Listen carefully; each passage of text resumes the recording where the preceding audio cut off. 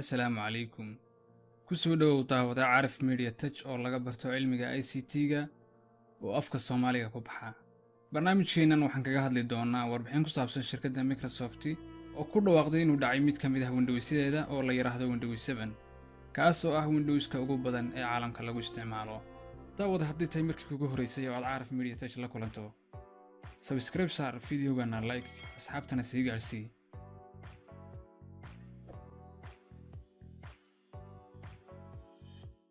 waqtiyadan casriga ah ee la joogo waxaa geyga Soomaalida aad ugu batay isticmaalka kombiyuutarka iyo barashadiisa, kaasoo aad ku arkayso xafiisyada, xarumaha cusbitaalada, goobaha waxbarashada iyo meelaha la midka ah ee bixiya adeegyada bulshada.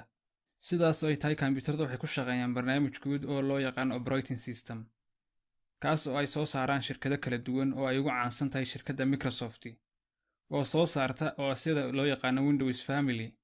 Sidoo kale waxaa jira shirkado kale oo iyana soo saara sida Linux oo soo saarta distributions kala duwan, Macintosh oo soo saarta oo sida Apple-ka ah.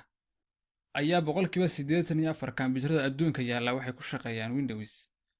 Windows waxay leedahay versions kala duwan oo kala dambeeyay, waxaana ugu caansan version-ka loo yaqaan Windows 7 oo inta badan dadku yaqaanaan. Windows-kaasi waxay sheegtay shirkadda Microsoft inuu dhacayo waqtiyadan soo socda. Microsoft waxay sheegtay inay diyaarinayso digniin buuxdana siinayso isticmaalayaasha Windows 7 ee weli adeegsada barnaamijkaas wixii ka dambeeyay January 14 ee sanadka soo socda. Microsoft waxay ballan qaaday inay u fidinayso 10 sano oo taageero ah markii ay soo saartay Windows 7 October 22, 2009. Marka ay 10 sano dhamaato, Microsoft waxay sheegtay inay joojinayso taageerada Windows 7 si aan xooga u saarno maalgashiga aanu ku taageerno tiknoolajiyadda casriga ah iyo khibradaha cusub. Dhammaadka taageerada gaarka ee Windows 7 wuxuu ku eegyahay January 14, 2020.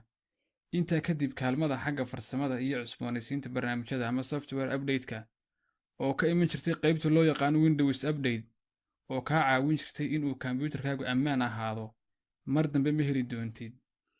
Inkasta oo adeegsadayaashu ay sii wadan doonaan inay sii isticmaalaan Windows 7 wixii ka dambeeya maalintaas, waxay u nugul yihiin dhibaatooyin amniga ee iman kara.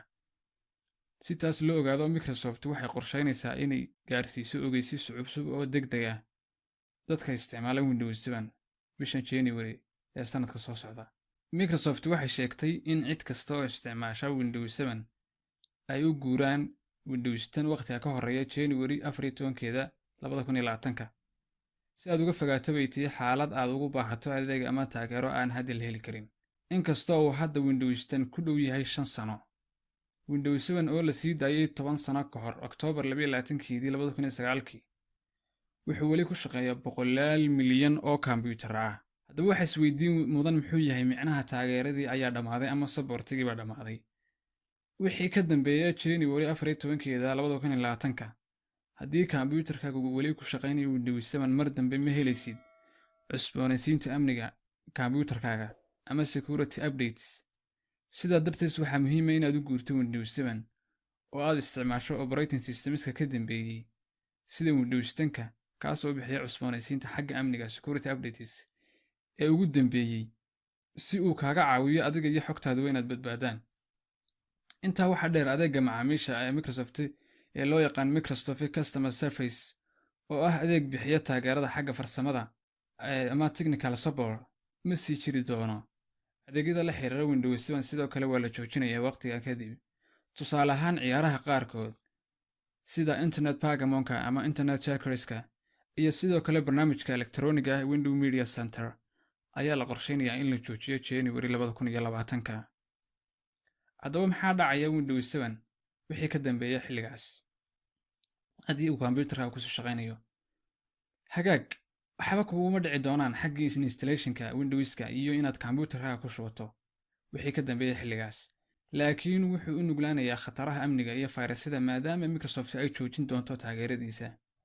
Iyadoo ay jiraan shirkado aad u tiro badan oo dunida tacaaladeeda ah oo isticmaala barnaamijkan Windows 7, ayaa waxaa ka mid ah shirkado Soomaaliyeed oo adeega bulshada oo ay ugu badan yihiin kuwa bixiya adeegyada isgaarsiinta, baananka iyo kuwa la midka ah. Carif Media Touch ahaanna waxaan kula talin lahaa inay ka guuraan barnaamijkaas oo ay sheegtay in ciddii lahaydba inuu dhacayo, oo ay u guuraan kuwa ka dambeeyay kuna shubtaan kombiyuutaradooda si ay idinku badbaado hantidiinna iyo ta ummadduba. Waxaana la qiyaasayaa inay dhici karaan in tuugta internetka wax ka dhacdaa inay soo qaadaan weerar xagga internetka iyo sidoo kale ay soo diraan fayras burburiya sistamkaaga oo dhan, khatarna aad ku geli karto.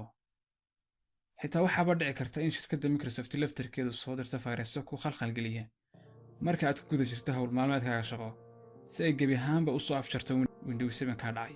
daawada haddii tahay markii kugu horeysay oo aad Caraf Media Tech la kulanto, subscribe saar videogana, like, asxaabtana sii gaarsii. waana salaamantiin.